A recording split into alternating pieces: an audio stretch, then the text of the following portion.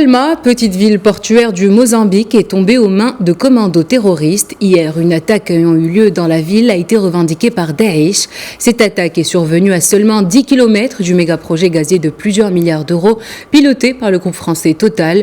Pour en parler, nous sommes en direct de Rabat avec Khalid Chegraoui, spécialiste de l'Afrique et vice-doyen, professeur des sciences politiques et relations internationales à la faculté de gouvernance des sciences économiques et sociales de l'Université polytechnique Mohamed VI. Bonjour, monsieur Chegraoui. Bonjour Lala. Les violences au Mozambique sont imputées à un groupe terroriste connu sous le nom de Ahl Sunna wal Jama'a. Ce groupe est apparu en 2014 dans la région de Cabo Delgado, située dans le nord du Mozambique, mais il a réellement émergé en fin 2017 avec les premières attaques. Que sait-on au juste sur ce groupe terroriste et comment a-t-il émergé dans cette région de l'Afrique australe ? En fait, il faut remonter à beaucoup plus longtemps, car l'islam dans la région date du Moyen-Âge, principalement avec les communautés swahili, que ce soit à Zanzibar, aux îles Comores et dans l'ensemble de l'Afrique de l'Est. Certes, il y a eu énormément de changements, principalement dans les années 80, avec l'arrivée d'un certain nombre d'ONG du Moyen-Orient qui se sont installés dans la région à partir de 1980, que ce soit le Jamaat Tabligh wa Da'wa des Pakistanais ou autres venant de certains pays du Golfe qui se sont installés dans la région avec des mises en place de relations avec le gouvernement en place qui était et qui est toujours d'ailleurs contrôlé par la Frélimo. Au fait, il y avait quand même une certaine tendance à changer les procédures islamiques et la pratique islamique dans la région du moment que la pratique sociale. Alors, il faut rappeler dans ce sens-là qu'on est à peu près entre 18 et 20% de musulmans au Mozambique, principalement dans la région de la province de Cabo Delgado. Et c'était un islam tout à fait sunnite, africain, soufi, sans aucun problème. Avec l'arrivée de ces associations, les choses ont changé. On a commencé à avoir un islam beaucoup plus radical, lié bien sûr à certaines relations un peu incompréhensibles pour le moment avec le gouvernement en place et surtout pour contrer cet islam traditionnel. Ça a donné lieu à la production d'un islam radical qui était lié à la situation d'indigence de la population, aux problèmes de développement de la région et surtout lié à des contradictions qui vont se voir par la suite entre la marche communiste du Frélimo dans la région et les intérêts économiques de cette communauté musulmane dans cette région. En plus, ils sont liés à deux autres pays, principalement le Congo démocratique, où il y a un autre mouvement islamiste radical avec l'AFD qui se sont transformés aussi en radicaux, et bien sûr la Tanzanie. Et tout cela est lié bien sûr à ce qui s'est passé dans les années 90, principalement en Somalie. Donc la relation elle est liée au Shabab islamique de Somalie avec les leaders du islamique radicaux du Kenya, et tout cela est lié aux attentats qu'on avait vus en 1989, que ce soit à Dar es Salaam ou à Nairobi. Donc on est dans une nomenclature, dans une sorte de toile radicale qui s'est forgée dans l'espace depuis les années 80 avec les mêmes approches, les mêmes procédés qu'on a vus dans l'ensemble du continent africain et bien sûr les mêmes développements jusqu'à aujourd'hui.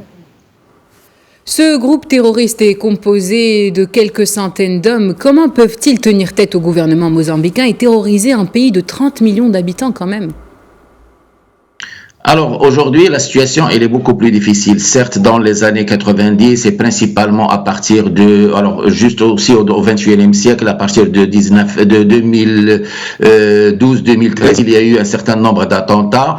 Ils se sont renforcés, ils ont des liens sociaux extrêmement importants avec les populations en place et surtout c'est qu'ils travaillent dans un système de réseautage avec les autres groupes qui se trouvent en Tanzanie, qui se trouvent au Kenya, qui se trouvent en Congo démocratique. Et bien sûr, ils sont liés à la nomenclature qui est basée en Somalie, avec un système financier extrêmement important. Et bien sûr, donc, ils se sont armés, ils ont réussi à travers les rapts, à travers l'attaque d'un certain nombre de commissariats, d'unités isolées de l'armée mozambicaine. En même moment, il faut rappeler que la situation de l'armée mozambicaine et des services de sécurité laisse à désirer, mal armés, mal structurés, mal formés, parce qu'il faut rappeler aussi que le Mozambique, quand il a eu son indépendance après 1975-1976, après une guerre extrêmement esquintante contre l'occupant portugais, il a vécu une dizaine d'années et même plus de guerre civile entre la Renamo et la Frélimo, ce qui a esquinté le pays économiquement et même sécuritairement. D'ailleurs, il y a eu de temps à autre, on va voir un certain nombre de rébellions dans la région. Et c'est ce qui pousse quand même un certain nombre d'observateurs à dire que ce qui se passe aujourd'hui à la province de Delgado n'est que la suite de cette instabilité chronique qu'a toujours vécu le Mozambique jusqu'à aujourd'hui. Alors, face à ce manque d'entraînement, d'organisation des sécuritaires, et bien sûr, les autres groupes se sont renforcés.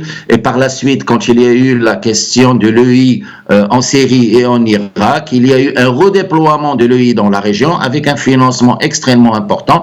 Et bien sûr, du moment que ces groupes djihadistes travaillent dans un système de réseautage extrêmement important, en plus, ils contrôlent un certain nombre de sites miniers et portuaires dans la région, que ce soit, alors c'est pour ça que j'ai parlé du Congo démocratique. Qui dit Congo démocratique dit les mines, qui dit port de la région de Delgado dit contrôle d'un certain nombre de commerces illicites, de criminalité organisée sur l'océan Indien, et ça les a extrêmement enrichis. Monsieur Chegraoui, ce groupe terroriste entretient-il des liens avec d'autres groupes de la mouvance dite djihadiste, et y a-t-il un risque d'internationalisation de ce mouvement dans cette région d'Afrique australe? Mais on est déjà dans une internationalisation des mouvements djihadistes. En fait, on est dans une forme de mondialisation du djihadisme dans cette région. Ça a commencé dans les années 80 avec la profusion des ONG islamiques à tendance radicale, principalement venues d'Asie et du Moyen-Orient. Ça s'est transformé par la suite avec la création de mouvements endogènes liés soit aux groupes ethniques ou aux groupes économiques, liés principalement aux contradictions politiques et économiques internes.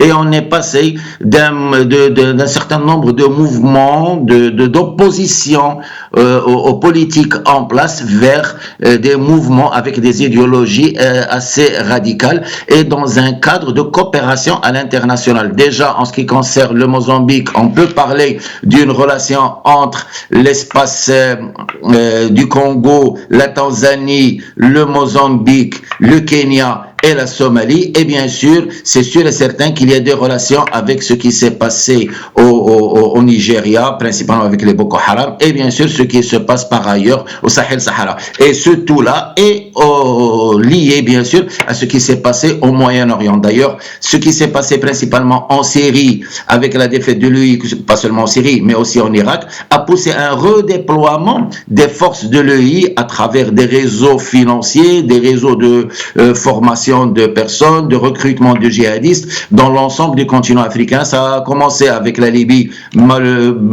Heureusement, ça s'est atténué et on a stoppé cette présence malgré le fait qu'il y a encore quelques éléments. Et par la suite, il y a eu propagation au Sahel-Sahara. On voit très bien la reconversion du Boko Haram en un groupe djihadiste de l'EI avec une rivalité bien sûr avec Al-Qaïda. Mais là, effectivement, on a dépassé même la mondialisation aujourd'hui, l'internationalisation. Aujourd'hui, on est dans une forme de mondialisation du terrorisme qui va toucher tout le monde. Un mot sur les enjeux stratégiques autour de cette région qui regorge de richesses naturelles. Dans cette perspective, l'interventionnisme de certains pays de la communauté internationale est-il envisageable de mettre un terme à cette rébellion ?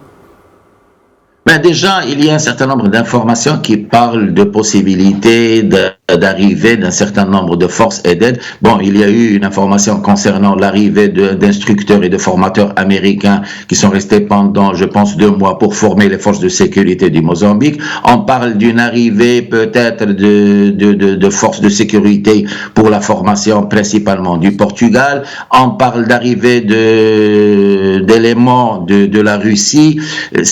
Oui, effectivement, il y a cette présence et surtout que la province de Delgado est une province très riche en gaz et en pétrole. Il y a la présence d'un grand groupe d'hydrocarbures français dans la région. Donc, c'est tout à fait normal aussi qu'il y ait un intérêt français dans la région et par l'intérêt français, il y a un intérêt européen. Et bien sûr, c'est une région qui est liée à l'océan Indien, qui est liée au commerce et au trafic économique dans cette région de l'océan Indien qui a déjà pâti de la piraterie et d'autres maux. Et ça va donner lieu aussi au canal du Mozambique à travers, pour passer de l'autre côté vers l'Atlantique. Donc c'est une zone extrêmement importante sur le plan économique et sur le plan du commerce international. Et on sait très très bien que c'est une zone aussi qui est liée à beaucoup de mines, principalement au Congo. Donc le fait de la présence de ces groupements djihadistes n'est pas seulement lié à une communauté musulmane, ce n'est pas seulement lié à une demande politique ou à une demande de réforme économique dans la région, c'est aussi lié à des sources d'enrichissement illicite extrêmement importants, principalement au Congo et surtout au contrôle du commerce illicite et de différents trafics sur l'océan Indien. Et là, il va falloir aussi voir de l'autre côté de cet océan avec les implications qui s'y passent aujourd'hui. Merci Khalid Chegraoui pour ces précisions. Je rappelle que vous êtes spécialiste de l'Afrique et vice-doyen professeur des sciences politiques et relations internationales à la faculté de gouvernance des sciences économiques et sociales de l'Université Polytechnique Mohamed VI et professeur à l'Université Polytechnique Mohamed VI. Merci monsieur. Merci.